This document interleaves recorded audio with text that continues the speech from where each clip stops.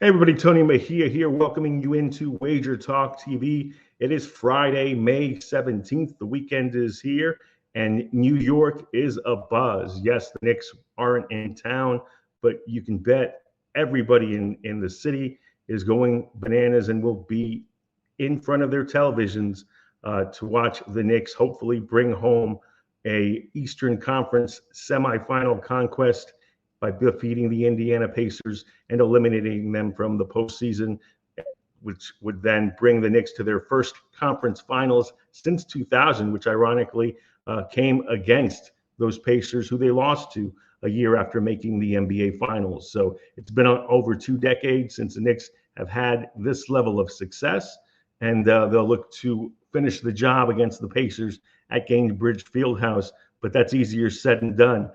Let me just remind you before we get into this breakdown to like and subscribe all of our videos here on Wager Talk TV. And that way you never miss one if you subscribe. And obviously, if you like it and like our content, you're helping us out and growing in popularity by making sure you click on that like button.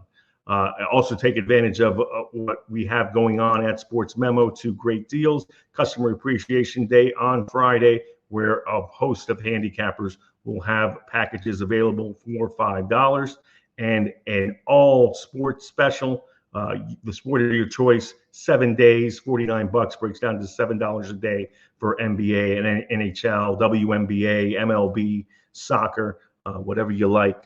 You get 7 days of handicapping for just $49. So make sure you take advantage of that. That offer does expire on Sunday, so you got to act quickly, but you don't need any coupon. You just go ahead and let us know what you need, and we'll get you taken care of. So look, it's the Knicks, it's the Pacers, it's Game 6. Indiana has been tremendous at home, so this isn't going to be easy, and the Pacers are a 5.5-point favorite here. So they're expected to get this back to Madison Square Garden for a Sunday deciding Game 7. We'll see if it happens, though, because they got pushed around in Game 5 at the Garden by a team that they obliterated by over 30 points in Sunday's Game 4, the last time the Knicks stepped on the court in Indy. And the Knicks looked a step slow. Jalen Brunson looked like he was shot. And Dante DiVincenzo couldn't find his shot. Josh Hart played his worst game in months. And the Knicks looked cooked. And then less than 48 hours later, it was a complete reversal where Brunson scored 44 points. Hart did his usual thing, and DiVincenzo, despite not shooting the ball well, was everywhere on highlight reel putbacks and defending and making plays. So, look, the fact that Jalen Brunson can get off the way he did, and he shot 18 for 35. So, he had 7 assists, but it's not like he's looking to distribute. It helps those guys feel at ease. DiVincenzo and Hart combined for 26 points, 18 rebounds, 7 assists, 4 steals, and they each had a block. And that's without shooting the ball well. They combined for 2 for 13 shooting, and DiVincenzo was 0 for 6. Hart was 2 for 7 and hit both of the threes between the 2 other Villanova guys. And you know that typically isn't something you see out of those two. Hart shot the ball much better in this postseason than he did during the regular season, but it's DiVincenzo who was a fantastic three-point shooter during the regular season. He was 18 for 32 from beyond the arc in the first 3 games of this series, but since those trio of games, he's gone 1 of 13 over the last 2. He'll need to rediscover his stroke, and the makes prop number that has been set for him is at 3.5. So if you think that he's going to be able to get his production back to normal, you might want to ride the over there at plus money, considering he's taken at least 6 3-pointers in 10 of the Knicks' 12 playoff games. And I think you'll see him be extremely aggressive here, despite coming off an 0 for 6. Good shooters don't have a conscience. They don't have long memories, and the opportunities will be there because I'm sure that Rick Carlisle will continue to throw bodies at Jalen Brunson, particularly early, to make sure he doesn't get in the kind of rhythm that he found on Tuesday night.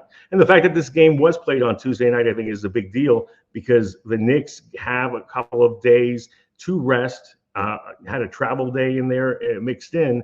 And so they should be physically ready for this challenge in a way that they may not be if Indiana is able to force a seventh game and you're playing, once again, less than 48 hours later on your home floor against a team that's clearly deeper than you because Tom Thibodeau's front court has been decimated by injuries. Obviously, no Julius Randle. That's been in play for months. But Mitchell Robinson was lost earlier in this series when his ankle gave out due to a stress reaction. And OG Anunoby will not be back before the Knicks potentially make the Eastern Conference Finals due to a hamstring issue. So he's pulling hard to hope that he can get back into action to face the Boston Celtics, Jason Tatum and Jaylen Brown. But he will have no say against his former teammate, Pascal Siakam, who really has flourished since not having to deal with Anunoby, who knows his game well, obviously, and who is one of the best wing defenders in the league. So Siakam's point total for this game is set at 21.5. He's been Indiana's most consistent scorer. He had 22 points in the blowout loss on Tuesday, but I would not bet the over on him either, even if he does continue to stay in his groove, simply because I think you'll see Indiana look to push offensively, and they're a team that tries to take the best first possible shot so they don't have to deal against the Knicks set defense, and they can speed up New York the way they want to. They want to have this game played at as fast a pace as possible. So the fact that Siakam is their best half-court scorer is great, but they don't really want to play in the half-court. So from that standpoint, I would stay away from Siakam, especially since the number does you no favors at 21.5. Siakam has only scored 22 or more points in consecutive games once since April began, and that happened in the first two games of this postseason against the Milwaukee Bucks. So he scored 22 on Tuesday. Not sure that he scores 22 here. The Pacers will play Obi Toppin a lot. They'll look for more from Miles Turner, and Turner really under the microscope here. He got dominated by Isaiah Hartenstein on the boards in Game 5, and that played a huge role in what the Knicks were able to do. Knicks had a 53-29 rebound advantage, a 62-36 points in the paint edge. Hartenstein had 12 offensive rebounds out of his 17, and his prop total for boards in this game is just 10.5, but that's a little misleading because limiting him is going to be a priority for the Pacers, who got absolutely abused, and it was demoralizing to get a stop and then have Hartenstein grab the rebound and then kick back out. So you have to do and defend all over again for another 14 seconds. That's clearly going to be a priority for Indiana and Miles Turner and Isaiah Jackson, whoever else gets in there to mix it up in the paint to keep Hartenstein boxed out so that doesn't happen again. So because his rebound total is at 10.5 and Josh Hart gobbles up most defensive rebounds, I don't love going over on the 10.5 rebounds. That is his prop number for this contest. He's only reached double-digit boards once in the first 4 games of the series prior to Game 5's breakout 17 board performance. So we're going to go with the under on that if you like player props there. And as far as a lean on this game, I'm looking for Tyrese Halliburton to be much more aggressive. He had 34 points in Game 2 and averaged 27.5 points in Indiana's 2 home wins. So clearly he has it in him. Clearly his back is bothering him. I don't know if you guys saw the social media post that DiVincenzo put up after Game 5's blowout, where it was him without glasses looking at Halliburton, and then he puts him on, and bam, Ben Simmons comes into focus. So he's basically comparing him to Simmons, and Simmons' debilitating back injury, and Halliburton has to see that and take that slight and take it to heart. And bottom line, when Tyrese Halliburton shoots at least 15 times in this postseason, the Pacers are 5-1. When he fails to be aggressive and hit that number, they're 1-4. So even though he's a pass-first point guard and assists are his game, and he's a top assist guy in the NBA, I think you'll see him have to be more aggressive in looking for his shot. I also think you'll need TJ McConnell to come in and spell Andrew Nembhard a little earlier because Nembhard can't guard Jalen Brunson. That's been proven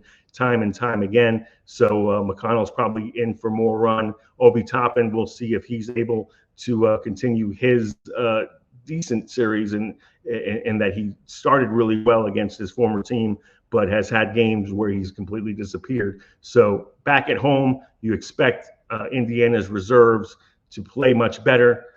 And we'll see. 5.5 is a little too high for me, so I'm going to stay away from the side. But as far as this total goes, it's the lowest total of the series. We've seen numbers at 217.5 in game 1, ticked up to 218.5 for game 2, 221.5 for game 3, 219.5 for game 4, and 218 for game 5. Now it's at 216, 216.5. We'll see where that line moves. Bottom line, it started off as the lowest of the series, and I think we're going to see a high-scoring game because the Pacers are going to go down swinging or extend this series, and they're going to do it their way by pushing tempo. The only reason why game 4 did not get over the posted total was because the Knicks were blown out as emphatically as they were. Last 3 games have gone under. I think this one goes over, and that's going to be our free play. It's a client play for me. Maybe as high as 4%. So if you're watching this video, that's actionable information that you should take to heart. Go over on Indiana and New York for game 6 of Friday night's huge Eastern Conference semifinal clash. Again, I want to thank you for joining us here at Wager Talk TV. Make sure you like and subscribe. Have a wonderful, profitable weekend. I'm Tony Mejia, and you can check me out at sm.buzz/TDM. That's where you'll get my free picks and all my pick packages. You can check me out on X or Twitter, whatever you prefer there, at Mejia Dinero. The address there is below me with the spelling. So once again, have a profitable weekend, and I will see you next time on Wager Talk TV. Take care.